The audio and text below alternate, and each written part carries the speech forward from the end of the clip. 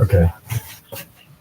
So Frederick thought that I didn't have a crossing guard shift today, but I do. It's just like a half an hour later.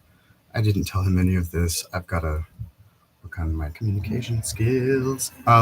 Okay, but this is just like the last part. So, um, yeah. So okay. Anyway, there's this weird edge case in the Milky Way of like falling people who they knew what gravity was. Like they watched things fall. They understood the physics involved. Um, they even observed themselves falling. They just didn't see themselves as a falling people.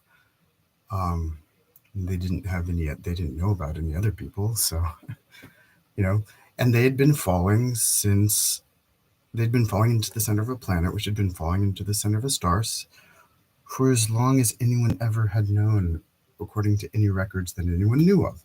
So it was just like, it's just the way it was. That was the episteme in which these falling people, this was the episteme that was giving these falling people their lives at that point in space. And since time is an invented dimension, we can use that now. Time is real now. It's real on the camcorder. It exists. There are symbols that represent this dimension in the real physical world. So time is as real as the z. Up and down is real in our shared reality. For anyone who has that distinction of time. You know, and not everyone does. Um, My grandpa didn't near the end of his life. He died from Alzheimer's. My dad has Alzheimer's, and he still has time though. Um, yeah, so we observe falling every day. The observers, we the observers, we the thinkers, I the witness, don't see my own perpetual descent, or really my flow. I don't know what, there are dimensions in which I am flowing right now that I have no idea of.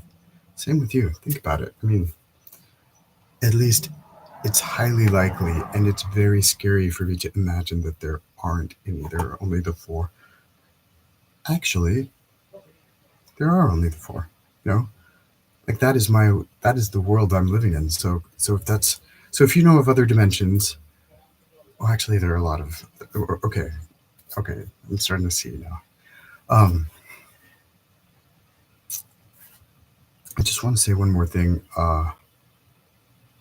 I'm just going to finish the story. Discipline. So the observers, they observed falling every day. They could fall off ladders, off rooftops, but they, the observers, the thinkers, the witness, couldn't see their own perpetual descent. So they invented an entirely new dimension just to account for the weirdness. To account so that they could account for what was happening around them. Time. So they were the cliffhangers.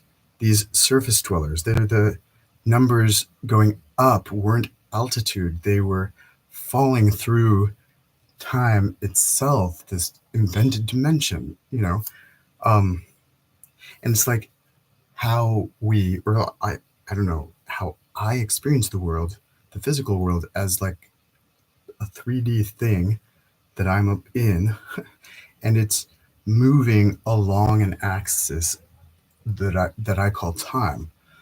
And that's just accounts for like how I'll be able to watch this video after I post it and see what I look like, and be tempted to delete it and then decide to keep it anyway. Um, or maybe I'll be proud of it. I don't know. Um, I'm excited to, I'm curious. Hey, um, we don't replace falling. Like we don't replace the falling that we were. That we that was our nature. We've always been falling since before we knew we were. That's just what was happening.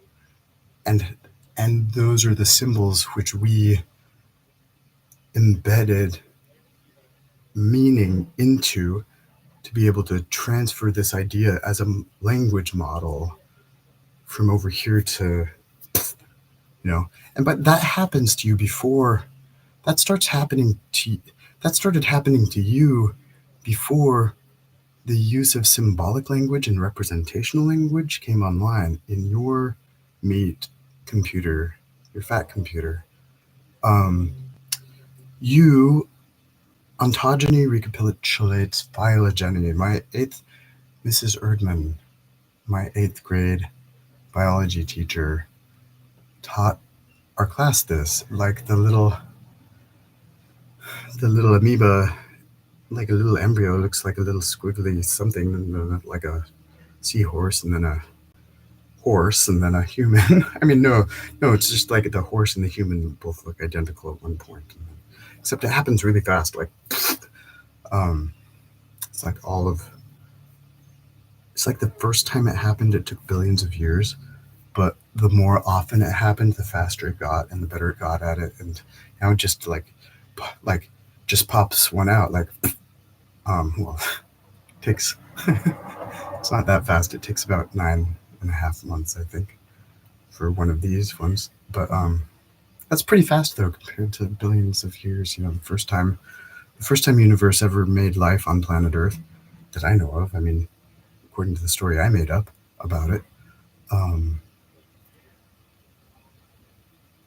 we don't replace falling, the surface dweller said quietly. We just fall differently. And we fall through time in addition to falling along the z-axis toward the center of our planet.